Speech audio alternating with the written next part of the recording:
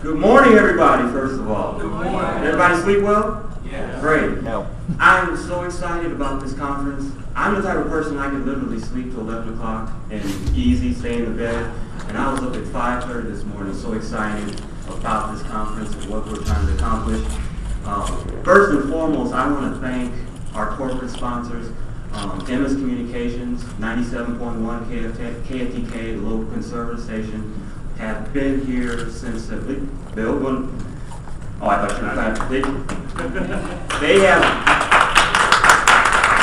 have been there from the beginning.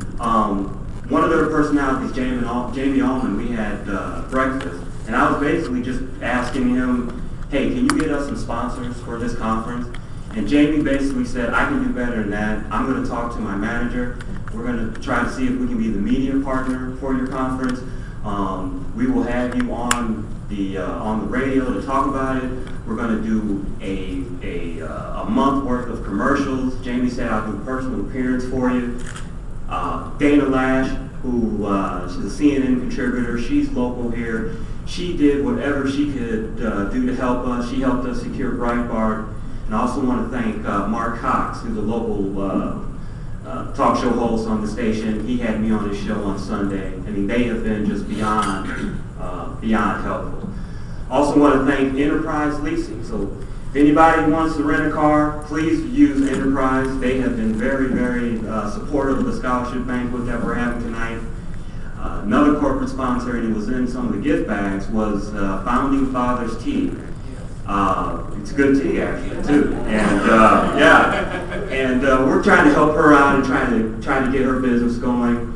I told her, I said, how did you feel when Rush Limbaugh came out with his tea and you had your tea out for a year? And she said, it didn't really bother me. Let me give you guys a little history. I know some of you've heard it before, so kind of bear with it. But I want to give you a little bit of the history of Move On Up. After 2008, when Barack Obama was elected president, a lot of people were saying that you can basically forget about African American outreach. There's no way you're going to convince Democrats or convince black people to vote Republican or conservative with Barack Obama. And I kind of surprised them because I said, you know what, you're right. It's going to be a very uphill battle. But I took a look at the numbers, and I saw that John McCain only got 4% of the African American vote, which is terrible. Usually Republicans can at least get 10%, but this was 4%. But I looked at it and I said, 4%. You know, that equals 800,000 African Americans that voted for John McCain with Barack Obama on the ticket. And I looked at George Bush got 9 and 11% in his elections. So that's about a million to a million and a half African Americans already out there.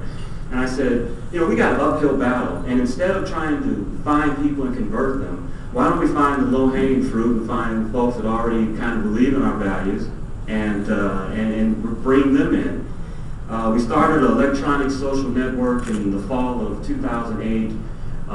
It kind of really took off. One of the main things that I heard from people was thank you for starting this, because now I feel that I'm not alone. That was the one thing that I heard often. I'm not alone. And we kind of took that concept. It grew. We've got 800 members in 43 states. We're constantly growing. And then we started hearing from members, well, what is the next direction that we should do? Where should we go? And from there, we started a 527 organization to basically go out and help and find and recruit candidates that we can help get elected, but also to do issue videos to really get our message out there. There needs to be black conservatives out there letting people know that we're out there in the media and that sort of thing. And that brought us to this, our conference. After 3 years, it said a year out before the election, this is a good time to energize people, bring them together, see what we can do. Like I said, we've had all kinds of help from KFTK and our sponsors, and we've got a pretty good conference lined up for you today, and the banquet. I mean, we've got speakers from Atlanta, from DC, from Michigan, Texas, everywhere, speaking on Move On Up's 5 basic principles of entrepreneurialism, immigration reform, school choice, traditional marriage, and pro-life. And we've got great grassroots speakers that are going to talk about those subjects.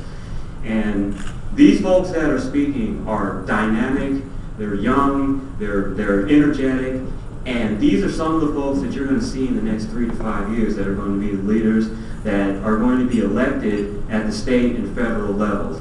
And that's what it's going to take to change the mindset of African Americans from the Democratic Party.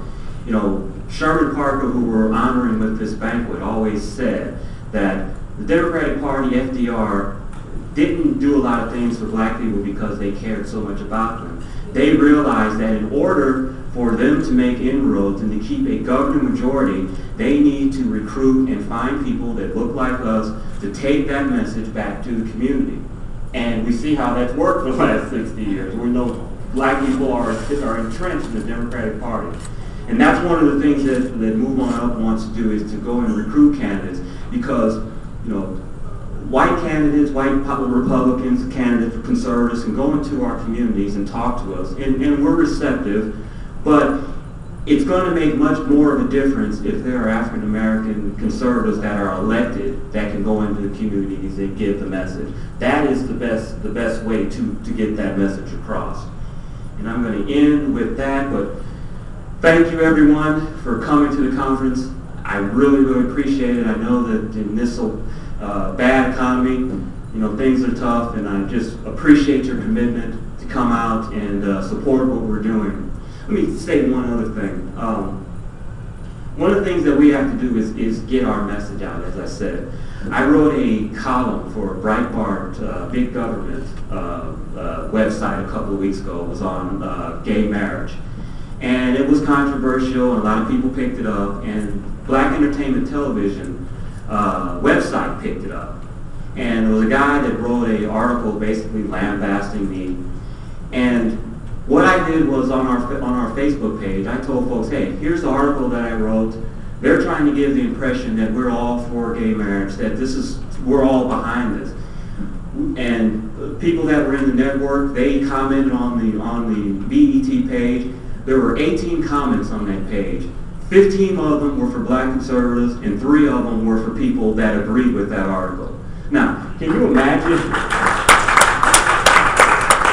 Can you imagine what the BET web editors were thinking when they were looking at that site and they're seeing a comment after comment after comment against this article that they knew that we were all going to support? And that's what kind of showed me the power of what we can do. You know, there are more black Democrats than there are black conservatives. We know that. But it's not so much the numbers. It's the organization. Can you be active? Can you raise money? Can you get out there? And I'll give you an example. And I'm not trying to bash homosexuals or anything like that. I'm just trying to give an example that if you look at their movement, they are very small when you look at their movement. But they're organized, they raise money, and they're vocal. And look what they have been able to accomplish in a relatively short period of time. They have the president's ear, they have the politician's ear, they got don't ask, don't tell change. You know, they can get things done. And that's what I want to get across to everybody here. We may not be as many as the other side, but we're organized, we're vocal, and if we can do things like I said with the BET website, where we can inundate their sites and say, hey, no, not all of us believe like that. Here is others. That will show other people that, hey, we're not alone, which is what we talk about Move On Up. We're not alone. And one thing that I hope that everybody takes back to their respective communities is that you're not alone. Is that we want to do meetup groups in different states, in different localities, once a month. I'd like to see everywhere around the country Move On Up is having meetings and just grow the movement. And who knows where it can go. But I'm excited. We're a year out from the election. Things are changing. And I hope everyone enjoys themselves today. Thank you. Appreciate it.